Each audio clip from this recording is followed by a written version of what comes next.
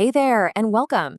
So, if you've ever felt like your nonprofit is just swimming in a sea of forgotten software subscriptions, messy spreadsheets, and tools that don't talk to each other, you are definitely in the right place.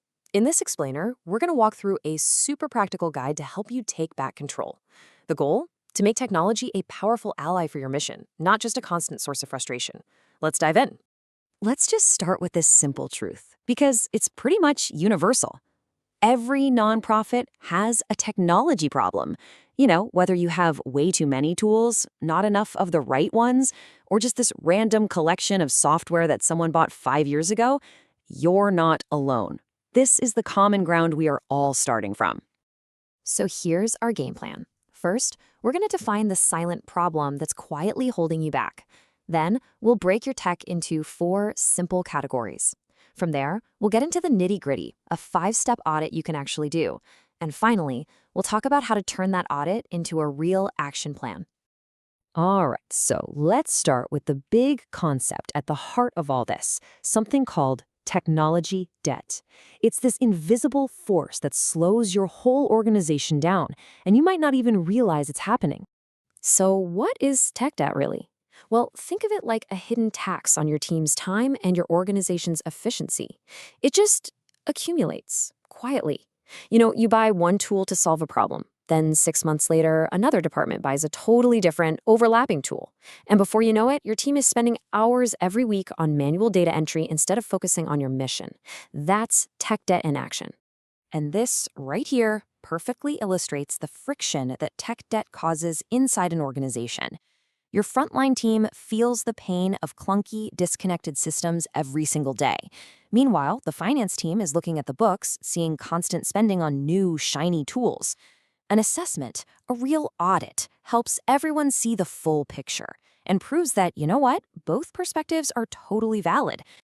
Okay, so I get it. Facing all this tech chaos can feel, well, huge. It's overwhelming. So the next step is all about breaking it down into manageable chunks. This is the big question, right? It's the one that stops so many leaders before they even start. You know there's a problem, but where on earth do you begin?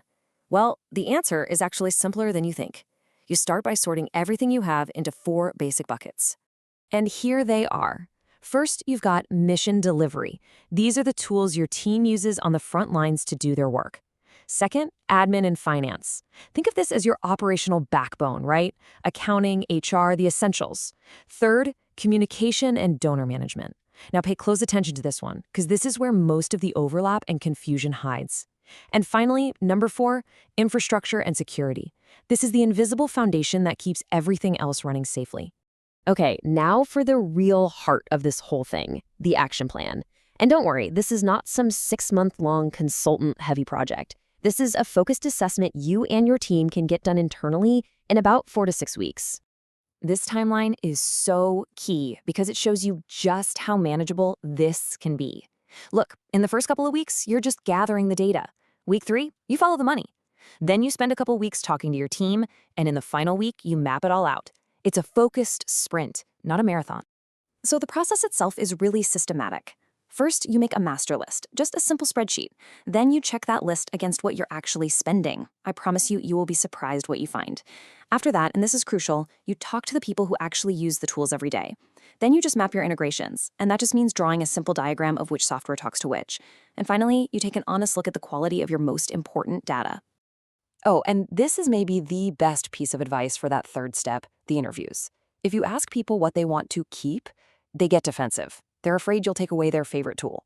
But if you flip the question and ask, what would break if this tool disappeared tomorrow?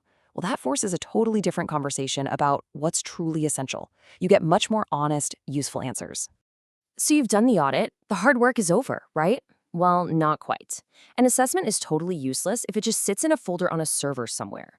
So in this final section, let's talk about how to turn all those findings into real, meaningful change. The very first step is to visualize what you've found. A simple chart, just like this one, can immediately show everybody where the complexity and probably the overlap is hiding. In this example, it's pretty obvious that communication tools are the big issue. A picture like this makes the problem tangible and easy for everyone to understand. Next, you distill everything you've learned onto a single page. This is your most important deliverable for your leadership, for your board, for your team.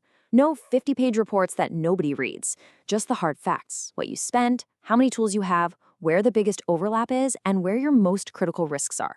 This one-pager creates clarity and becomes the ultimate communication tool. And you know what? From that one-page summary, your priorities basically write themselves. You're not just listing problems anymore, you're creating a strategic plan. These become the pillars for your work over the next year. You're going to consolidate tools, clean up your data, secure your systems, modernize what's old, and automate manual work. This is the real payoff for all that audit work.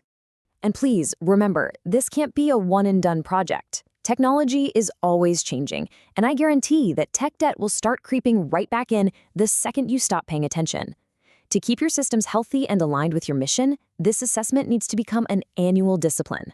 Seriously, think of it like a yearly health checkup for your organization's technology. So, we'll leave you with this final thought. The assessment you just did, that's your map.